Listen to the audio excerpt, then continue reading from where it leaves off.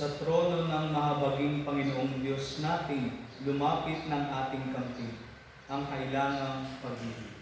Hallelujah, siya'y puri. Magandang araw po sa ating lahat. Tayo ngayon ay nasa Huwebes, ay kapitong linggo ng Pasko ng muling pagkabuhay. At patuloy pa rin tayong lumulog sa Diyos upang sa ating pagdalangin ay Kanyang ibigay na nga sa atin ang ating hinihiling na pagtatapos na ng pandemya ito na ating kinakaharap. At ialay din natin ang misang ito para sa lahat ng intensyon ng mga parokyano ng San Santiago. Simulan natin ang ating pagdiriwang sa ngalan ng Ama at ng Anak at ng Espiritu Santo. Amen. Sumainyo ang Panginoon at sumainyo. Mga kapatid, aminin natin ang ating mga kasalanan upang tayo maging marapat kumanap sa banal na buhay.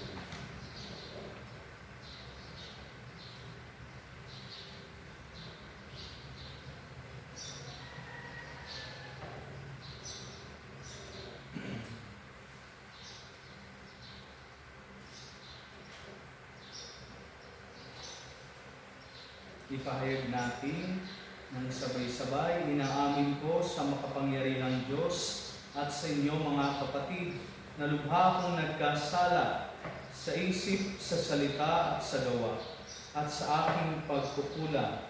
Kaya isinasamo ko sa mahal na Birhen Maria, sa lahat ng mga anghel at mga banal, at sa inyo mga kapatid na ako'y panalangin sa Panginoong ating Kawaan tayo ng makapangyarihang Diyos, patawarin tayo sa ating mga kasalanan at patnubayan tayo sa buhay na walang hanggan.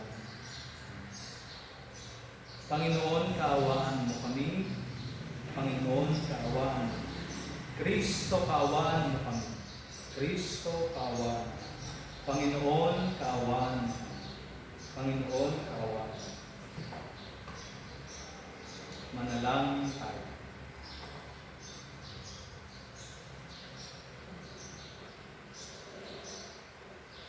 Ama naming makapangyarihan, ang kalooban namin naway mapuspos ng ganap sa Espiritu mong dumadaloy sa aming lahat, upang bigyan niya kami ng layuning kalugod-dugod sa iyo at ng kapasyahang sundin ang loob mo. Sa pamagitan ni Jesucristo, kasama ng Espiritu Santo, magpas sa walang hanggan.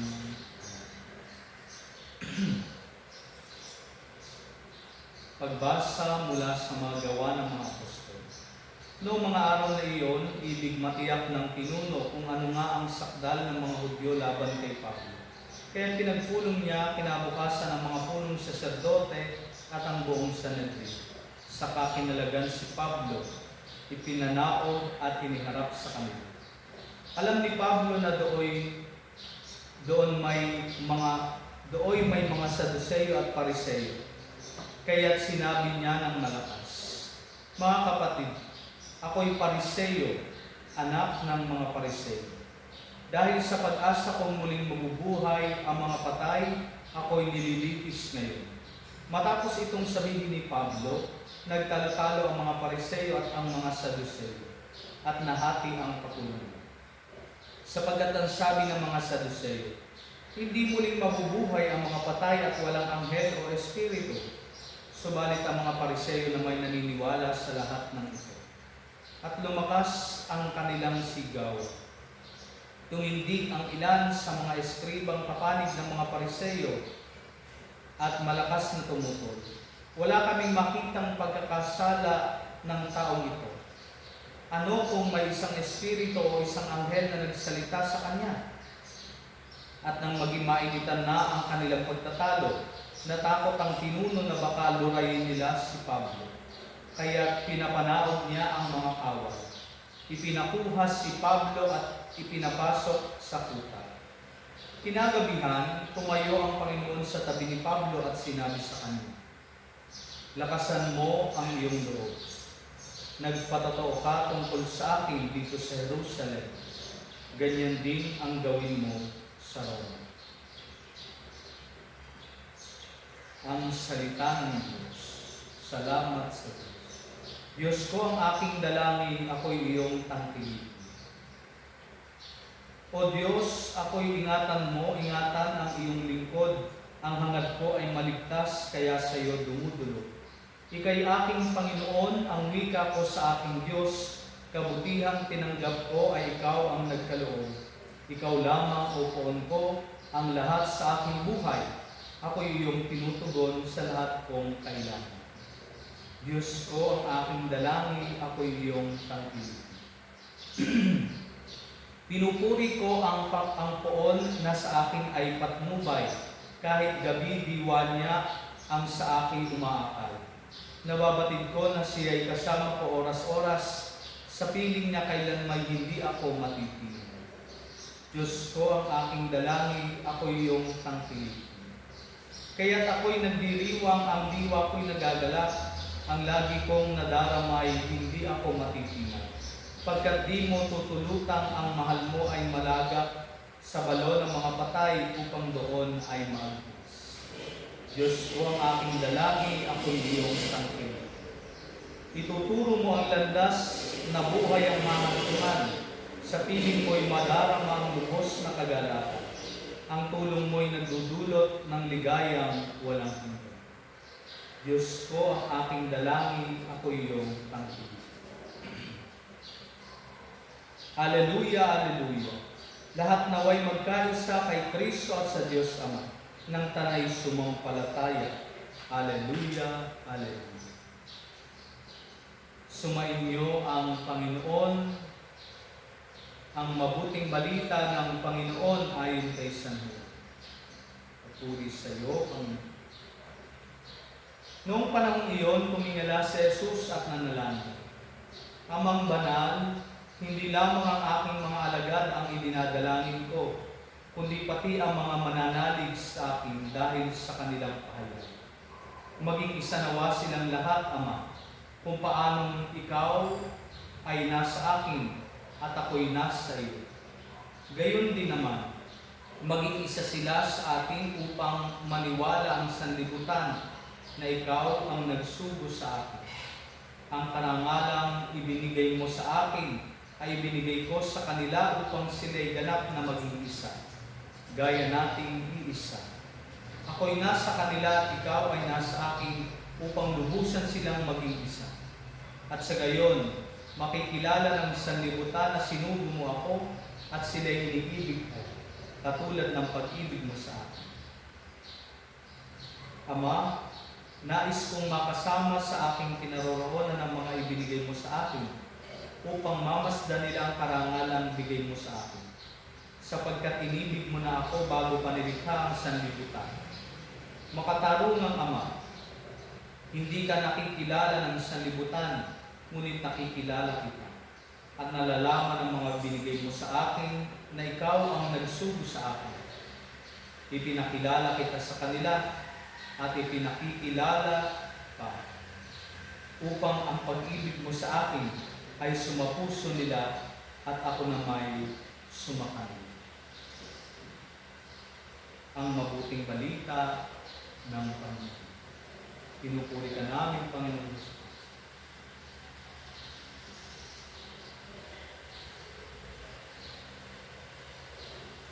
Isang pinagpalang araw po sa ating lahat.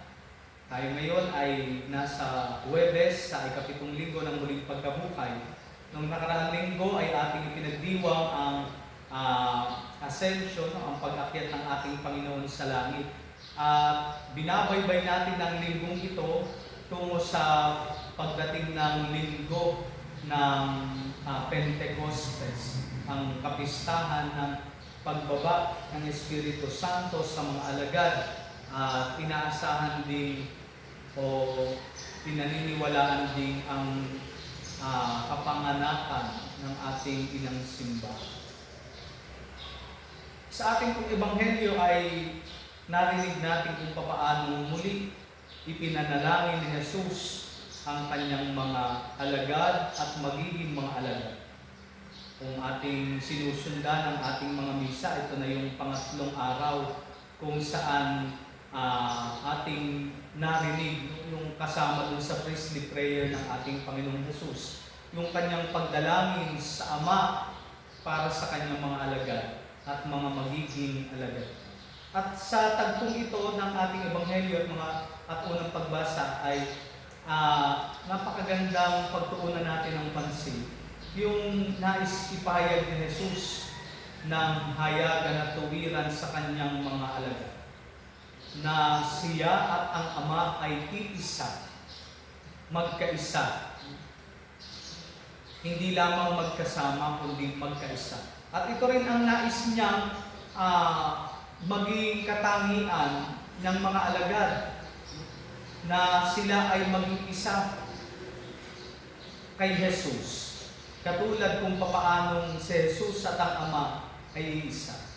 At napakagandang pagpapakita ito, pagpapaunawa sa atin kung papaanong ang banal na santatlo ay nagkakarisan. Ang sabi nga ay absolute mystery, na talagang hindi natin kayang arukin, ay tila ba pinaliliwanag ng ng pahayag na ito ni Jesus sa isang karakter ng banal na santatlo, na sila ay iisa, magkaisa, magkaugnay.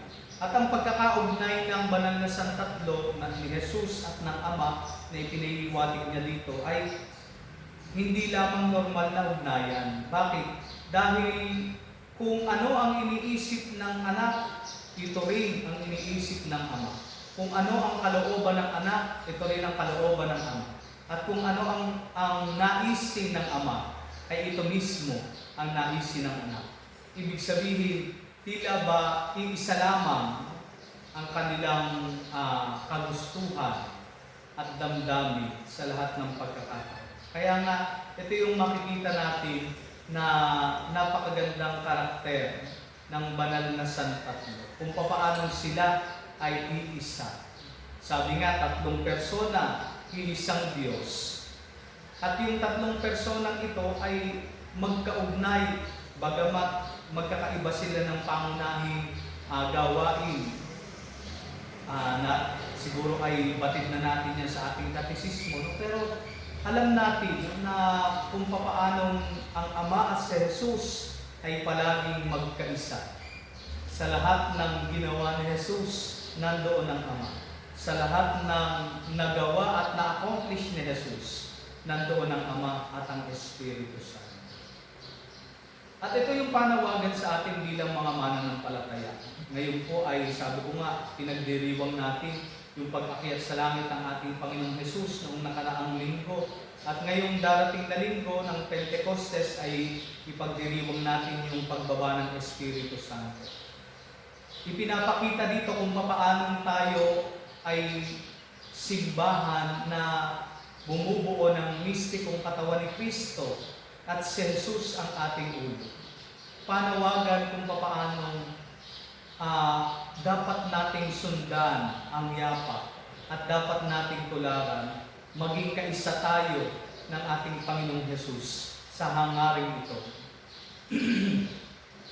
At ito yung dapat na makita sa isang simbahan, sa isang mistikong katawan ni Kristo, na ang buong simbahan, ang kanyang katawan, ay nagkakaisa sa bawat layuning ipinatutupad nito. Mahirap kasi kapag iba-iba yung ating paniniwala at iba-iba yung ating pamantayan ng tama at mali. Kaya nga dito ay nakikita ng ibang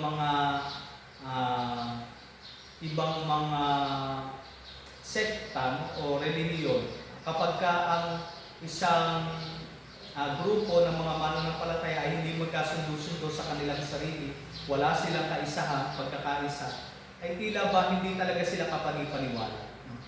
Kaya nga ngayong taong ito ay patuloy natin ginugunita yung taon ng ekumenismo, kung paano nais nating ihayag na ang ating paniniwala kay Kristo Jesus ay pinag-iisa, pinagbubuklod ang lahat ng mga mananampalatayang Kristiyano. Kaya nga, ito rin yung panawagan sa atin, na tayo ay magkaisa, tayo ay maging isa at maging kaisa ng ating Panginoong Hesus. Lalo-lalo na ngayong panahon ng pandemya, sana ay makita sa atin yung kaisahan bilang isang simbahan. Isang simbahang sumusunod at patuloy pa rin pinagbubuklod ng ating pananampalataya. Sa ating unang pagbasa, narinig natin, nagkagulo doon sa hukuman kung saan iniharap si San Pablo. Bakit? Dahil wala silang kaisahan. Hindi sila nagkaisa sa kanilang paniniwala. Yung mga Pariseo laban sa mga Saduceo. Kaya naman, sa halip na magkaroon sila ng isang paghukom o isang desisyon, ay talagang nagtalo-talo na lang sila. Kaya nga hindi nahatulan si Pablo. At doon sa last part ng ating unang pagbasa, napakagandang narinig natin na mismong sinabi ng Panginoon kay San Pablo na siya ay kasama niya. Lakasan mo ang iyong loob sapagkat kasama mo ako. Nagpatotoo ka sa Jerusalem, ito rin ang gagawin mo sa Roma. At alam natin na sa Roma, dito sasapitin ni San Pablo ang wakas ng kanyang buhay dito sa lupang ibabaw. Pero napakaganda ng paalala ng Panginoon, kasama mo siya, kasama mo ako. At ito rin po ang napakagandang paalala sa ating mga mananampalataya. Tayo nawa ay magkaisa, makiisa. Hindi ang pagkakaisa ay na pinatutungkulan ng ating Panginoon Hesus na ating narinig ay yung pagiging isa ng hindi lamang ng physical na katawan, yung laging magkasama, hindi lang po yun ang kahulugan ng pagkakaisa na kapag kung nasaan ang isa ay nandoon din yung iba. Hindi po, kundi kaisahan ng puso't damdamin, kaisahan ng pagtahak sa landas ng katotohanan at kabutihan. Ito yung nais na iparating sa atin ng ating Panginoon. Na ngayong panahon ng pandemya, nawa magkaisa tayo. Nawa tayo ay patuloy na makiisa sa panawagan ng ating simbahan. At nawa sa ating kaisipan at sa ating puso, nandoon din yung mababanaan ang kaisipan at damdamin ng ating Panginoong Hesus. Dahil siya ang ating ulo at tayong lahat na mananampalataya ang kanyang katawan. Hindi pwedeng iba ang iniisip ng ulo, iba naman ang kinikilos ng katawan. Kaya nga, ito yung panawagan sa atin. Makiisa tayo sa ating Panginoon, katulad ng pagkakaisa ng Ama at ng Anak.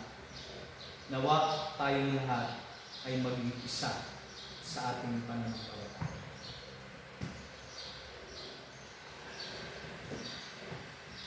Oratio Incarata.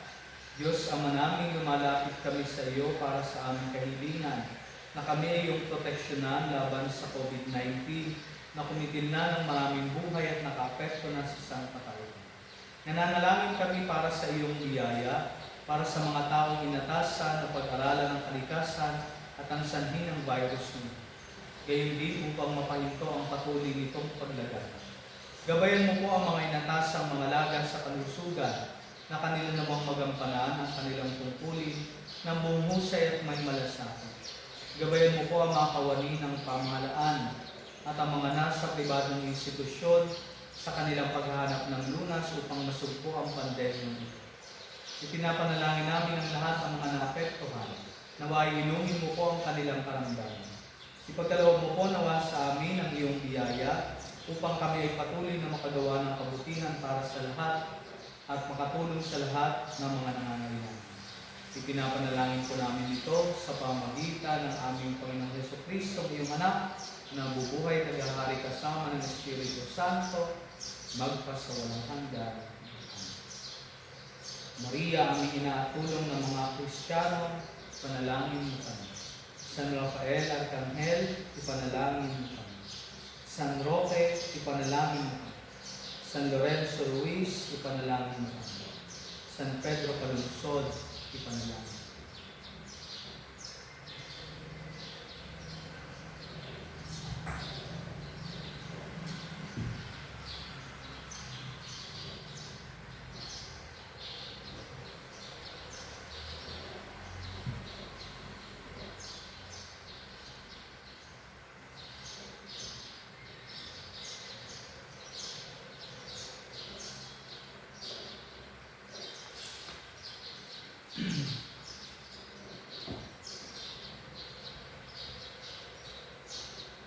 Kapuri-puri ka Diyos sa mga lumikha sa sanlibutan, sa iyong kagandahang loob. Narito ang aming mayaalay. Mula sa lupa at bunga ng aming paggawa ang tinapay na ito para maging pagkain ng bibigay. Kapuri-puri ang pong may kapal na iyong ito. Sa tagal,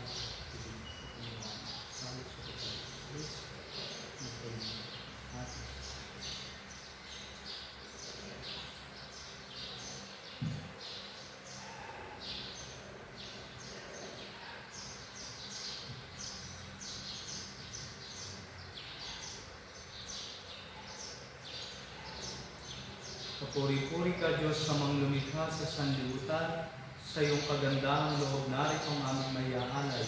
Mula sa katas ng ubas at bunga ng aming paggawa, ang alak na ito para maging inyong nagbibigay ng iyong Espiritu. Kapuri-puri ang pong may kapal ngayon.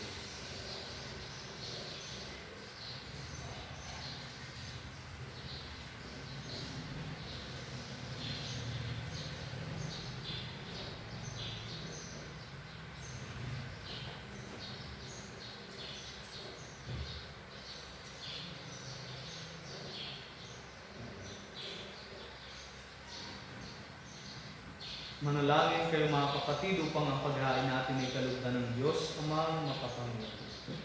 Tanggapin nawa ng Panginoon itong paghain sa iyong mga kamay, sa kapurihan niya at karangalan, sa ating kapakinabangan at sa buong sambayanan.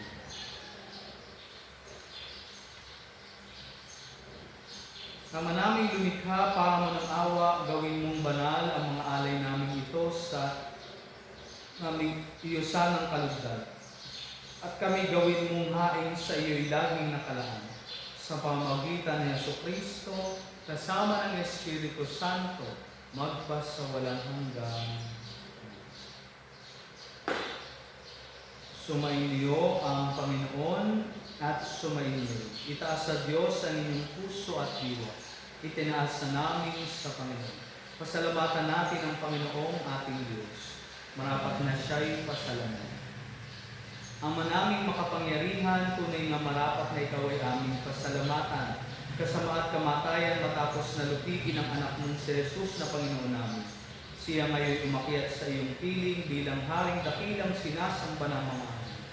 Siya ang aming tagapamagitang nakikiusap sa iyo para sa tanan. Siya ang tagapasya sa lupa at kalangitan. Hindi niya ibinaksi ang aba naming pagkatao sa pagluklok sa kanan mo, sapagkat kami ang katawan at siya ang ulo. Ang pag-akyat niya ay katiyakang sasapit kami sa iyo. Kaya kaysa ng mga anghel na nagsisiawit ng papuri sa iyo, nang walang humpay sa kalangitan, kami nagbubunyi sa iyong pag-akyat. Santo, Santo, Santo, Panginoong Diyos ng mga hukbo. Napupuno ang langit at lupa ng kadakilaan mo, o sana sa kaitaasan. Pinagpala ang naparirito sa ngalan ng Panginoon, o sana sa kaitaasan. Ama naming banal, ikaw ang bukal ng tanang kabanalan. Kaya't sa pamagitan ng iyong Espiritu, gawin mong banal ang mga kaloob na ito, upang para sa amin maging katawan at dugo ng aming Panginoong Jesucristo. Bago niya pinagtiis ang kusang loob na maging handog, hinawakan niya ang tinik. Pinasalamatan kaniya, pinaghati-hati niya, iniabot sa kanyang mga alagad at sinabi, Tanggapin ninyong lahat ito at kami. Ito ang aking katawan na ihahandog para sa inyo.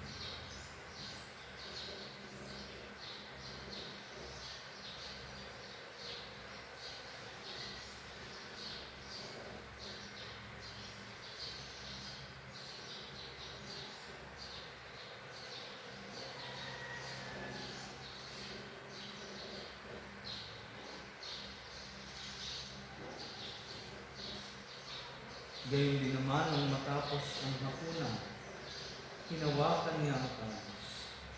Muli kanyang pinasalamatan. Iniabot niya ang kalis sa kanyang mga alagad at sinabi, tanggapin ninyong lahat ito at inumin. Ito ang kalis ng aking dugo, ng bago at walang hanggang tipan. Ang aking dugo na ibubuhos para sa inyo at para sa lahat, sa ikapagpapatawad ng mga kasalanan. Gawin ninyo ito sa pag-alala sa akin.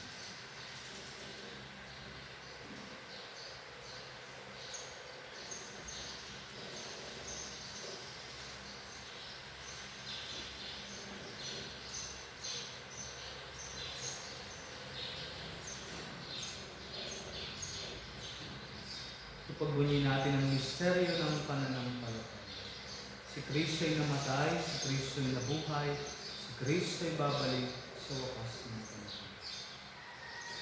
Ama, ginagawa namin ngayon ang pag-alala sa pagkamatay at muling pagkabuhay ng iyong anak, kaya tiniaalay namin sa iyo ang tinapay na nagbibigay buhay at ang kalis na nagkakaloob ng kaligtasan.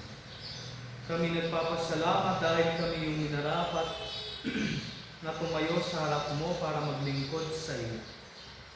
Sinasama namin kami magsasalusalo sa katawan at dugo ni Kristo ay mabuklod sa pagkakaisa sa pamagitan ng Espiritu Santo. Ama, lingapin mong iyong simbahang laganap sa buong daigdig. Puspusin mo kami sa pag-ibig. Kaysa ni Francisco na aming Papa, ni Buenaventura na aming Obispo at ng Tanang Kapatid. Alalahanin mo rin ang mga kapatid naming nahimlay na may pag-asang sila'y muling mabubuhay. Gayon din ang lahat ng mga buhay. Kaawaan mo sila at patuloyin sa iyong kaliwanagan. Kaawaan mo at pagindapatin kaming lahat na makasalo sa iyong buhay na walang wakas. Kaysa ng mahal na Birheng Maria, ang Ina ng Diyos, kaysa ni San Jose ang kanyang kalinis-linis ang esposo, kaysa ng mga apostol, ni San Santiago na ating patron at ng lahat ng mga banal na namuhay dito sa daigdig ng kalugod-lugod sa iyo. May pagdiwang nawa namin ng pagpupuri sa ikararangal mo sa pamagitan ng iyong anak na aming Panginoong Jesus.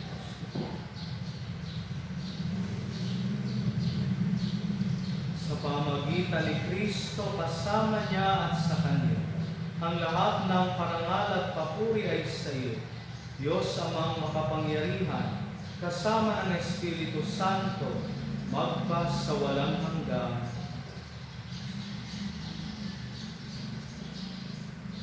Sa tagubilin ng mga nakagagaling utos at turo ng Jesus na Panginoon natin at Diyos, ipahayag natin ang lakas loob.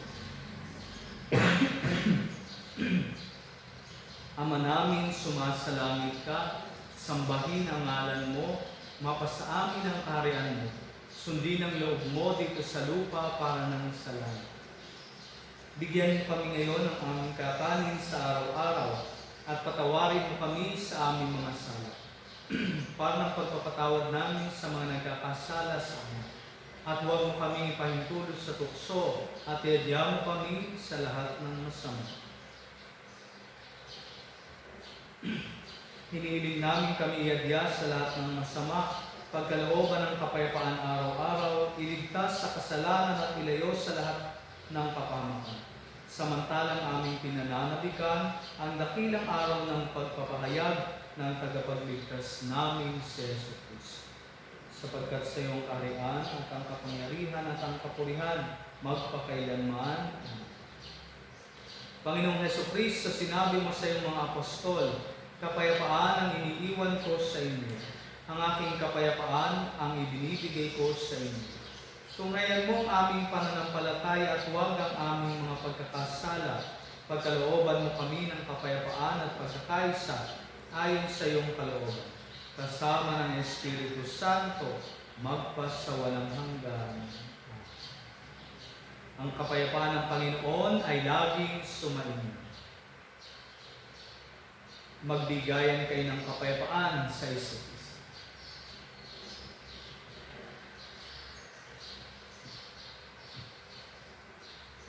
Kordero ng Diyos, nag-aalis sa mga kasalanan ng sanlibutan, maawa ka sa amin. Kordero ng Diyos, nag-aalis sa mga kasalanan ng sanlibutan, maawa ka sa amin. Kordero ng Diyos, nag-aalis sa mga kasalanan ng sanlibutan, ipagkaloob mo sa amin ang kapayapaan.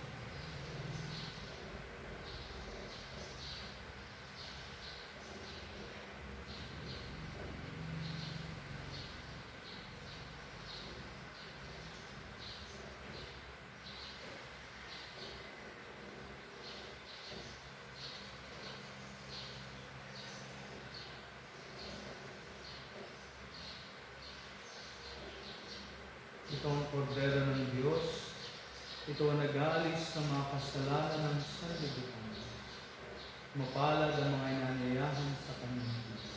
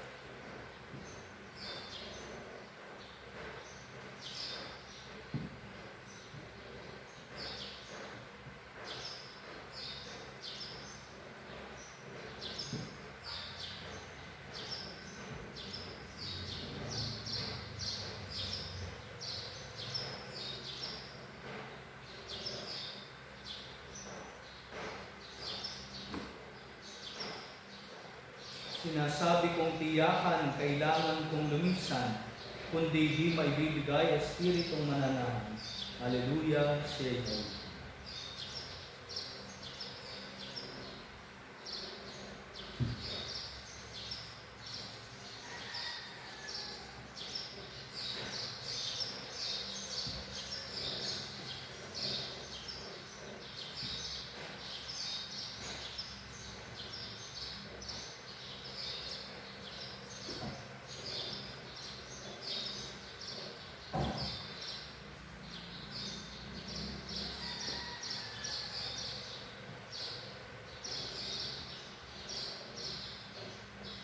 Manalangin tayo.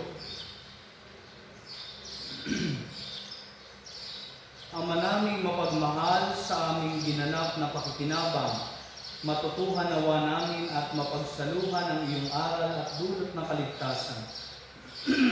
Upang kami pagindapating magkamit ng iyong bigay sa pamagitan ni Jesucristo, kasama ng Espiritu Santo, magpasawalang hanggan. Sumainyo ang Panginoon at sumainyo. At away pagpalain kayo ng ating dakila at makapangyarihang Diyos, Ama at Anak at Espiritu Santo. Ang misa ay naialay na, umayo kayo sa kapayapaan ni Kristo. Salamat sa Diyos.